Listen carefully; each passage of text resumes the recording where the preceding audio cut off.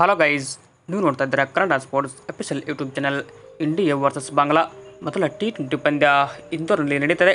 Team India bowling ಆರ್ಭಟ, ಬಾಂಗ್ಲಾ ಧ್ವಂಸ. Bangla 127ಕ್ಕೆ all out. ಅಂದರೆ ಇಂಡಿಯಾ ಸದ್ಯಕ್ಕೆ ಈಗ ಮೊದಲು ಟಾಸ್ ಗೆದ್ದು ಫೀಲ್ಡಿಂಗ್ ಮಾಡಿತು. ನಂತರ ಬೌಲಿಂಗ್ ಮಾಡಿದ ಟೀಮ್ ಇಂಡಿಯಾ ಆರ್ಭಟ ಅಂತಲೇ ಹೇಳ್ಬೋದು. ಬಾಂಗ್ಲಾ ತಂಡದ ಸ್ಟಾರ್ಟಿಂಗ್ ಏನಪ್ಪ ಅಂದರೆ 2 ವಿಕೆಟನ್ನು ಹರ್ಷದೀಪ್ ಸಿಂಗ್ ಅವರು ಪಡೆದುಕೊಂಡ್ರು.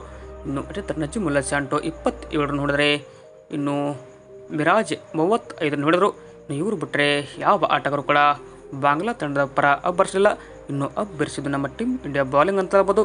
ಇನ್ನು ಹರ್ಷದೀಪ್ ಸಿಂಗ್ ಅವರು 3.5 ಓವರ್ ಬಾಲ್ ಮಾಡಿ ಕೇವಲ 14 ರನ್ ಬಿಟ್ಟುಕೊಟ್ಟು 3 ವಿಕೆಟ್ ಪಡೆದರು. ಇನ್ನು ಹಾರ್ದಿಕ್ ಪಾಂಡ್ಯ 4 ಓವರ್ಗೆ 20 ರನ್ ಬಿಟ್ಟುಕೊಟ್ಟು 1 ವಿಕೆಟ್ ಪಡೆದರೆ, ಇಲ್ಲಿ ವರುಣ್ ಚಕ್ರವರ್ತಿ ಕೂಡ 4 ಓವರ್ ಬಾಲ್ ಮಾಡಿ 31ಕ್ಕೆ 3 ವಿಕೆಟ್ ಪಡೆದರು.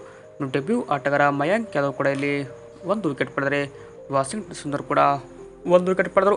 ಅಂದರೆ ಇಬ್ಬರು ಸ್ಟಾರ್ ಆಟಗಾರರು ನಮ್ಮ ಟೀಮ್ ಇಂಡಿಯಾಗೆ ಇಂದು T20ಗೆ ಡೆಬ್ಯೂ ಮಾಡಿದರು.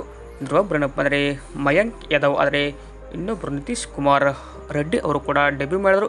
ಇನ್ನು ನಮ್ಮ ಟೀಮ್ ಇಂಡಿಯಾ ಈ ಒಂದು ಟಾರ್ಗೆಟನ್ನು ಈಸಿಯಾಗಿ ಚೇಂಜ್ ಮಾಡುತ್ತಂತ ನಾವು ಅಂದ್ಕೊಂಡಿವಿ. ಬಟ್ ಏನಾಗುತ್ತೆ ಅಂತ ಕಾದುನೋಡಬೇಕು. ವಿಡಿಯೋ ಇಷ್ಟ ಆದರೆ ಲೈಕ್ ಮಾಡಿ. ನಿಮ್ಮ ಪ್ರಕಾರ ಟೀಮ್ ಇಂಡಿಯಾ ಈ ಒಂದು T20 ಪಂದ್ಯವನ್ನು ಗೆಲ್ಲುತ್ತೋ ಇಲ್ಲೋ ಎಂಬುದನ್ನು ತಪ್ಪದ ಕಮೆಂಟ್ ಬಾಕ್ಸಲ್ಲಿ ತಿಳಿಸಿ. Thank you.